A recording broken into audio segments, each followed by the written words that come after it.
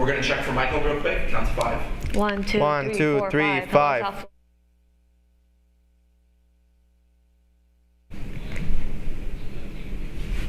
Hello, South Florida. I'm Valentina Gaspari. I'm David Lascano. Today is Monday, September 16th, 2024.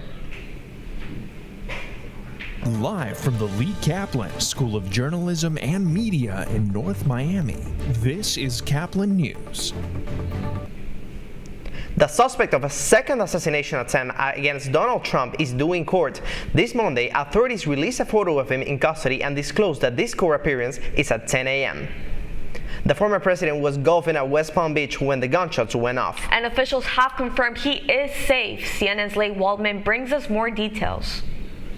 Access outside of the Trump International Golf Club is limited this morning as we're learning more about the man who authorities have detained in connection with the latest assassination attempt on former President Donald Trump.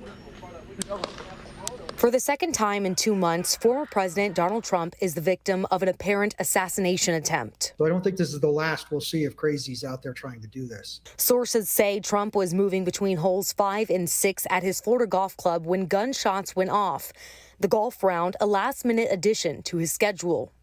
I'm focused on finding out how he knew Trump's movements and where he was. According to the Palm Beach County Sheriff, a Secret Service agent spotted a rifle barrel sticking out of a fence 300 to 500 yards away from Trump, and agents fired at a man in the bushes along the perimeter. How was the outer perimeter? How was this shooter able to get to that outer perimeter, an area that should have been identified as a vulnerability previously? Sheriff Rick Bradshaw says the quick thinking of a witness helped officers quickly apprehend a suspect. Fortunately, we were able to locate a witness that came to us and said, hey, I saw the guy running out of the bushes. He jumped into a black Nissan, and I took a picture of the vehicle and the tag, which was great. Law enforcement sources identified the person detained as 58-year-old Ryan Wesley Routh. Arrest records suggest Routh has a history with firearms and law enforcement run-ins. An active Ukraine supporter and Trump critic, law enforcement says he was found with an AK-47 style rifle with a scope. It's unclear if he has an attorney. This morning, we're learning that the acting U.S. Secret Service director is coming to Florida as a part of this investigation. In Palm Beach County, I'm Leigh Waldman reporting. A Florida woman found guilty in the second-degree murder of her husband. Police say after she killed him, she buried him in their backyard. Gail Pascal Brown from West 2 News in Orlando reports. The jury in the Lori Shaver second-degree murder trial deliberated for about 4 hours before reaching a verdict: guilty. We, the jury, find as follows as to count 1 of the charge. The defendant is guilty of second-degree murder. Lori Shaver cried, and so did her daughter 2 seats behind her in the courtroom. Lori Shaver was convicted of killing her husband, Michael Shaver, and burying his body beneath a fire pit and a concrete slab in 2015 behind the couple's house near Claremont. Michael Shaver's family was relieved with the verdict. Your reaction, your thoughts as soon as that verdict came down? Elation. We were very happy. This was a long time coming. Lake County investigators discovered Michael Shaver's body in 2018 when they were searching the Shaver's property near Claremont.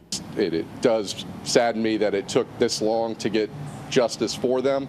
Obviously, they have gone through a very long, arduous road in order to get to this day, but I'm just happy that we were able to take the evidence that was presented to us from law enforcement, present it to the jury, and that they came back with the right decision to try to start giving this family closure. Detectives began investigating after a friend of Michael Shaver's asked them to do a well-being check.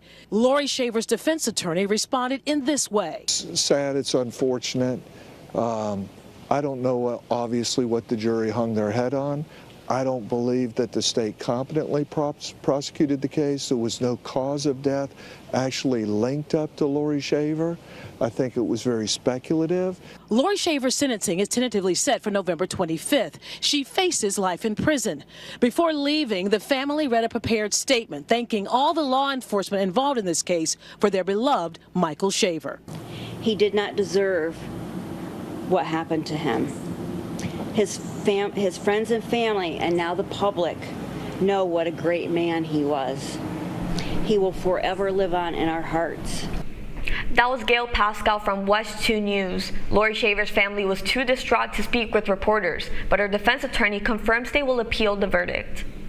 A little-known virus becomes a big concern for the U.S. Centers for Disease and Control and Prevention. It's called the Oropouche virus, and it's been reported in the U.S. and Europe. Caplin News reporter Melissa Bilder has more on the disease. It's a disease spread by insect bites, especially from biting midges, a type of tiny fly, and some mosquitoes. More than 8,000 cases of Oropouche virus have been reported this year, as of the 1st of August. Most have been in South America, but infections are spreading to other countries where it's never been. At least 21 U.S. travelers returning from Cuba have been tested positive for the virus. The illness can make you very sick within 7 days. Dr. Lisette Cardoa with Cleveland Clinic says symptoms include an abrupt fever, severe headache, muscle and joint ache. In rare cases, the disease can infect the nervous system and cause meningitis. Luckily, most people can recover from the illness, although it can come back a few days later. Cardoa says the virus is especially dangerous to those who are pregnant, as an infection can potentially spread to the fetus, causing harm, since there's no vaccine. The best protection is preventing bug bites. Wear loose-fitting, long-sleeve shirts and pants. Use EPA-registered insect repellent that's labeled for use against flies and biting flies. And stay in air-conditioned places to keep insects outside. Most of the cases in the U.S. have been imported from travel overseas, but due to the recent cases in Cuba, we remain very vigilant. For Caplin News, I'm Melissa Bilder. A United States appeals court will hold an oral argument about a law that would ban TikTok nationwide. The ban would take effect in mid-January unless the social media platform undergoes a change in the ownership. The U.S. demanded ByteDance, the company responsible for TikTok, to divest itself from the social media giant. However, the company is challenging the law, saying that it violates free speech rights in the United States and that even if it is divested, the deadline set by Congress is unreasonable. After a historic first commercial spacewalk, the crew from SpaceX Polaris Dawn returns home. The ship landed near Key West on Saturday, with all 4 astronauts reported to be okay, despite initial reports that re-entry could be dangerous. Polaris Dawn reached higher altitudes than any human has ever reached in over 50 years. Valentina, do you think that we'll ever be anchoring from space? You know what? The sky's the limit. But moving on now, one network wins big on the Emmy nights. And that's still ahead, and so is the story. We are really into developing car culture at the track. A South Florida NASCAR track goes classic. Newsbreak will be back in 2 minutes.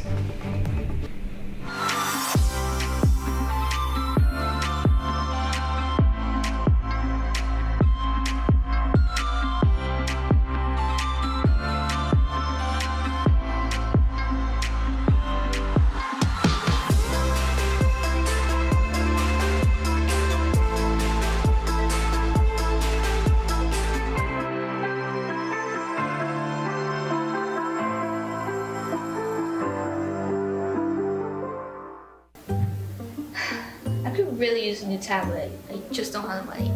Let me ask you something. Do you have a Pell Grant? Yes. You do know you can get a free tablet, right? Did you say free? Yeah, free. It's simple. And the application is done in the store. I could really use a tablet. Go get one. Another satisfied customer. Stop by Panthetech in the Graham Center at FIU MMC today to speak with one of our associates to get your free tablet. Type 2 diabetes can have a big impact on your life. But how can it be prevented? Well, the first step is knowing if you have something called prediabetes. Take the 1-minute risk test today at doihaveprediabetes.org.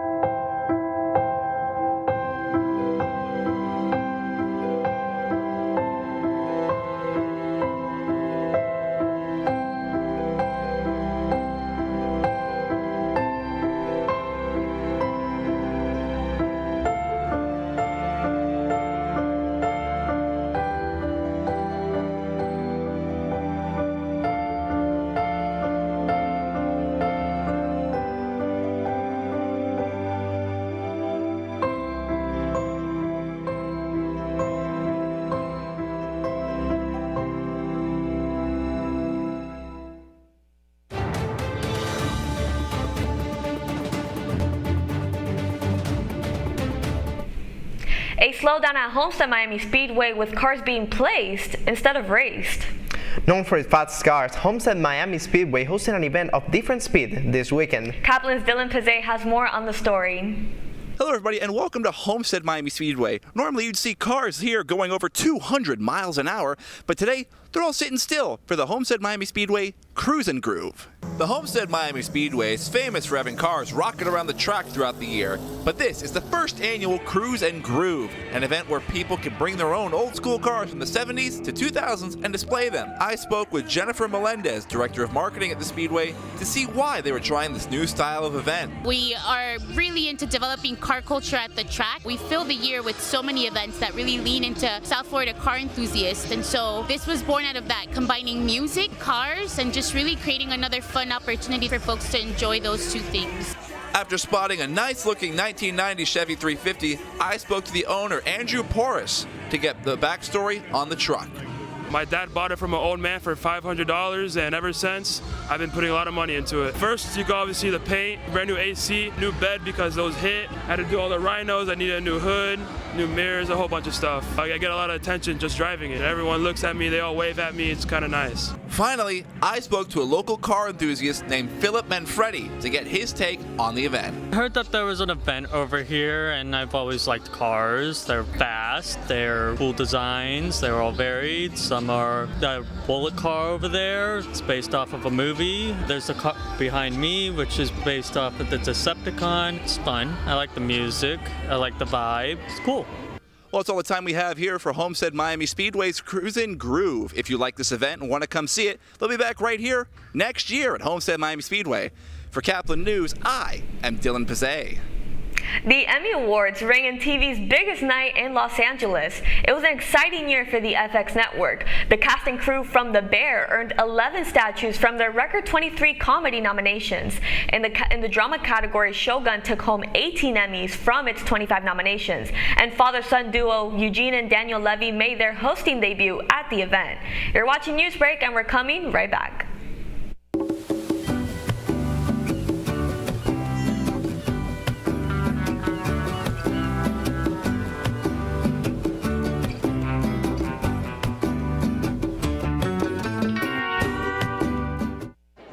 The black truck? Hey, Christina from accounting. Yeah, hi. Hey, I used to date a girl named Christina. Oh, really? Yeah, and then she dumped me for my best friend. You want to see some photos of them that I took? I don't. I thought we talked about this, buddy. Buzzed and overshared again? Yeah. Yeah. I'm gonna call a car. That's a smart idea. So yeah, I know, that's why I did it. Hey, you're gonna get back to the top of the mountain. Does that mean I'm gonna get back with Christina? No. Oh. No.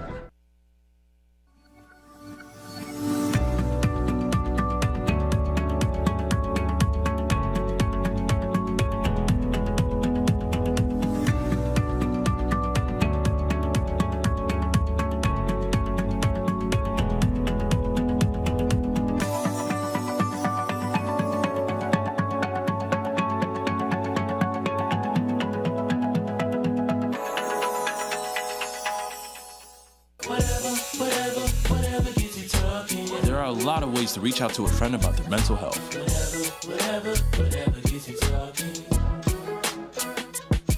Learn how you can help at seizetheawkward.org. Bill is a family man. He invests his money wisely and provides a good life for his children.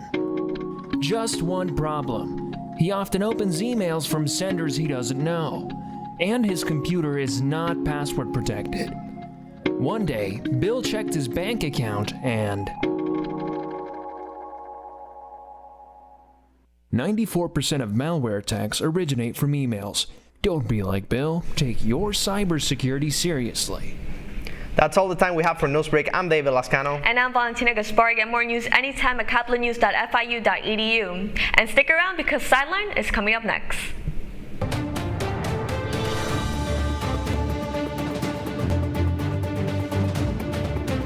I totally get how that's where people want to go to. I just wish that people would force. Last week, Brandon met a girl on a dating app. One day after work, he finally found the courage to ask her out. No answer. He started to panic. Was he being too pushy? Maybe it was too... Hey, sorry I didn't respond. I was driving. I would love to go on a date. How does tonight sound? Brandon tried to play it cool, but inside he knew. A girl so smart, so responsible. She must be a keeper.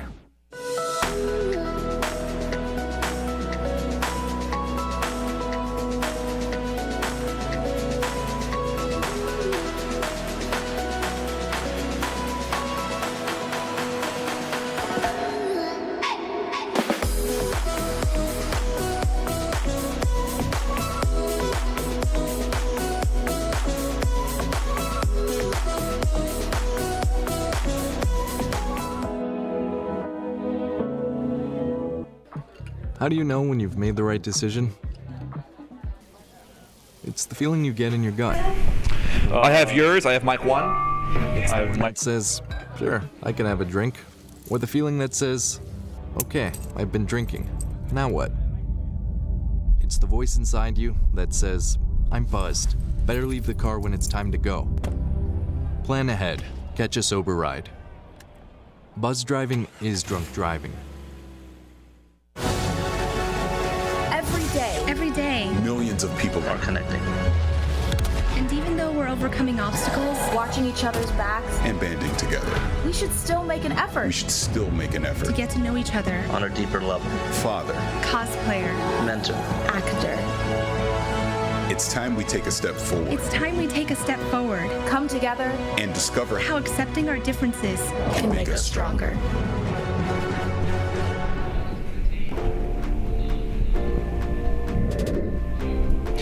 Dolphins down. The latest on Tua Tagovailoa's concussion and his future in the NFL. Return of the King. Messi's first game back since his injury at the Copa America final. And the Lightning doesn't stop the Hurricanes. The delay that set kickoff back more than 2 hours. All of this and more on The Sideline. Hello, South Florida. Welcome to The Sideline, the place where you get all the highlights for your South Florida teams. I'm Julian Lascano. And I'm Dylan Pizet, and The Sideline starts now.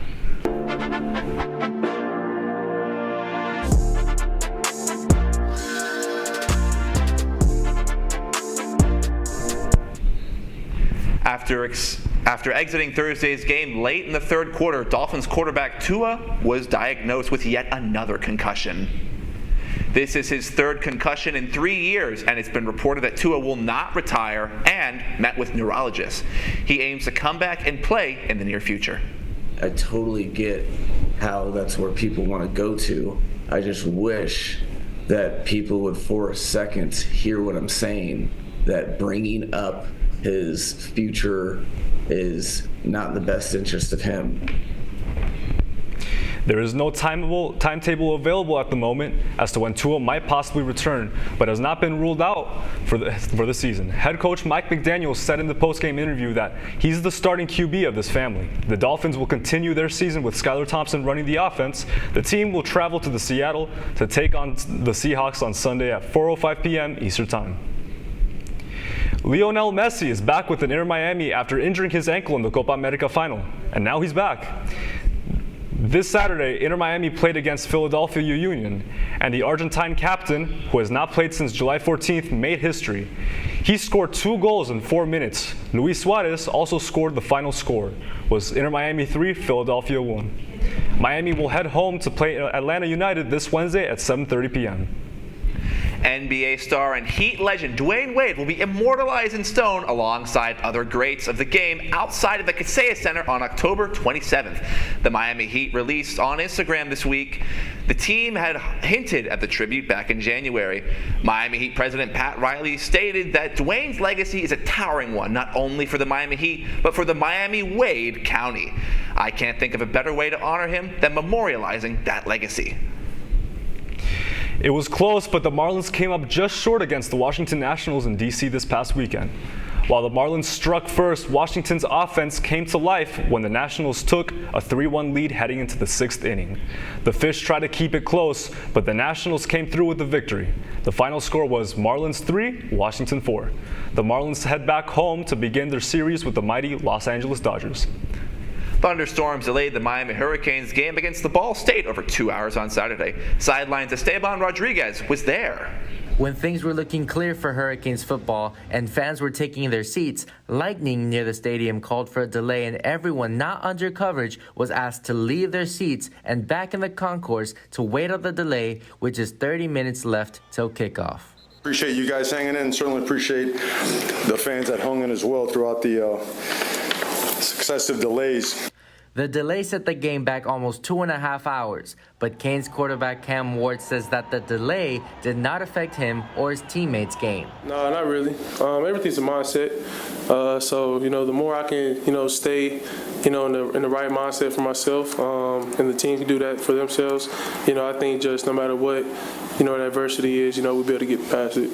It didn't stop the Hurricanes from dominating their opponent for the third week in a row, and Ward once again hit a season milestone, throwing for over 1,000 yards this season in just his third game. However, even after all of his success, he still doesn't believe it's good enough. He wants to get better. He wants to get challenged. And so when he comes to work tomorrow and watch film, we're going to challenge him. That's what he wants. That's why he came here. The University of Miami won their game against Ball State 62-0, a complete shutout. The Hurricanes will travel upstate to play the University of South Florida in another in-state rivalry this Saturday at 7 p.m. For Caplin News, I'm Esteban Rodriguez. Last week, Mauricio Pochettino was announced as the new head coach of the U.S. soccer team. Our analyst Alejandro Marquina talks about the background and expectations. Alejandro, what do you think of the announcement? Now, I think it's a great announcement for the U.S. Soccer team. He's such a great coach with great experience. He has coached great teams such as Chelsea, PSG, and even went to the Champions League final with the Tottenham Hotspur. And I think they can make a good run for World Cup 2026. Yeah, no, that's all well and good, but do you think he's going to have time to prepare for the 2026 World Cup? Expectations are high. He's very optimistic about what he's going to do for to prepare for the World Cup in 2026. Even Pulisic, the captain for the U.S. soccer team, thinks that it's a great change for the team itself. Well, Alejandro, thanks for your insight, but we got to go to break. But stick around, because here is what lies ahead.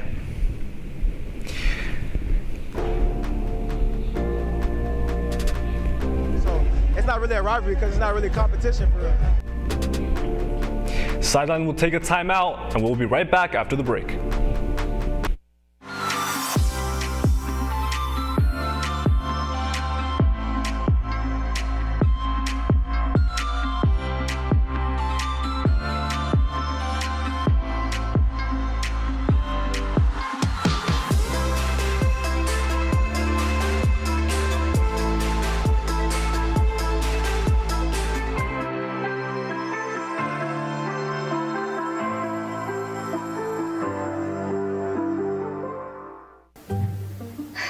I could really use a new tablet. I just don't have the money. Let me ask you something. Do you have a Pell Grant?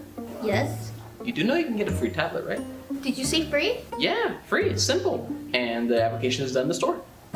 I could really use a tablet. Go get one. Another satisfied customer. Stop by Panther in the Graham Center at FIU MMC today to speak with one of our associates to get your free tablet. Type 2 diabetes can have a big impact on your life. But how can it be prevented? Well, the first step is knowing if you have something called prediabetes. Take the 1-minute risk test today at doihaveprediabetes.org.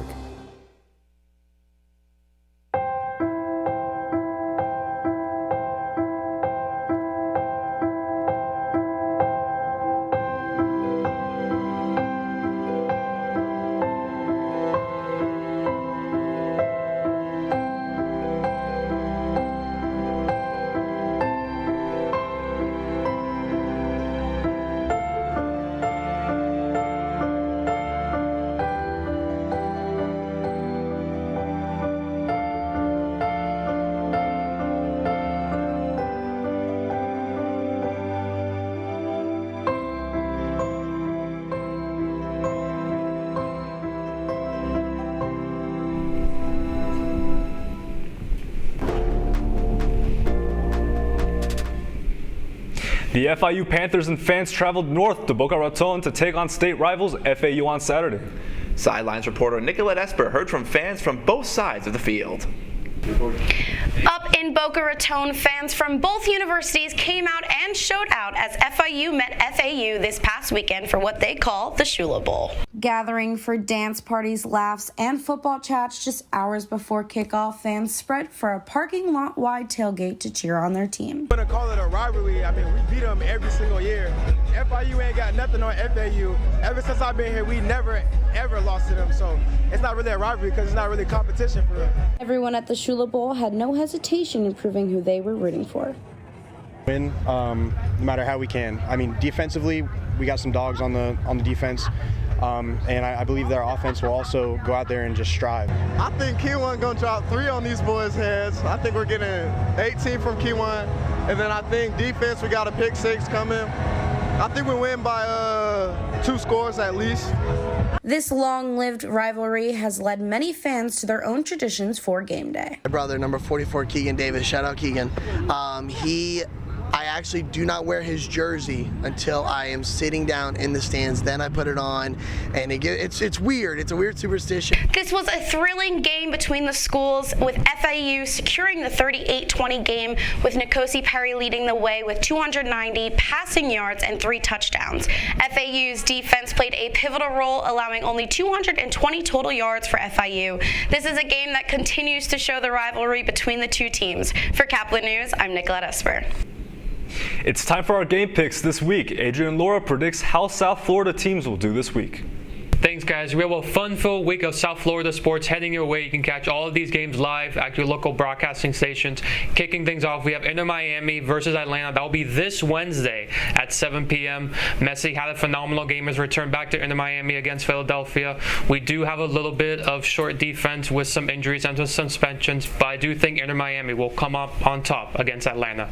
Then we have Marlins versus the Dodgers. That will be the 17th through the 19th in Lone Depot Park. The Dodgers still vying to get that NL West division spot, and we have Ohtani still trying to get that 50-50, which will be the first ever that will happen this in the history of baseball. We do have the Marlins young core, Connor Norby, Jose Tendinko trying to show their stuff, but I think the Dodgers are going to find a way to get Ohtani to reach that milestone. Still, not only do I have the Marlins getting swept by the Dodgers, but Ohtani will get 50-50 at Lone Depot. Then we have Miami Hurricanes football. They'll be at UCF on Saturday, September 21st. Coming off in a ginormous win against Ball State, 62-0. They're now ranked number 8. Miami football is on fire right now, and I believe they're going to have another Category 5 performance at USF. Give me the Hurricanes to win that matchup. And then finally, we have Sunday football, Miami Dolphins, Seattle Seahawks. Miami Dolphins first road game, they'll be in Seattle at 4:05 p.m. Now, the Dolphins are still out with Tua Tagovailoa. He's out for the unforeseeable future with a concussion. Skylar Thompson will more than likely be the starting quarterback for that game. Now, it could be a coin flip game, but since the Seahawks have a more depth roster and Geno Smith coming off a good game against the Patriots, I do have the Seattle Seahawks beating the Miami Dolphins. Like I say, you can catch all these games live at your local broadcasting station. For now, let's head it back to Julian and Dylan in the studio. Just a reminder that if you want to keep up with updates, fun segments, and more from our crew, you can follow our Instagram for all things Sideline. Follow us at sideline.caplin.edu. That's it for today. I'm Julian Liscano. And I'm Dylan Pizet. Thank you for watching, and we'll see you next week on The Sideline.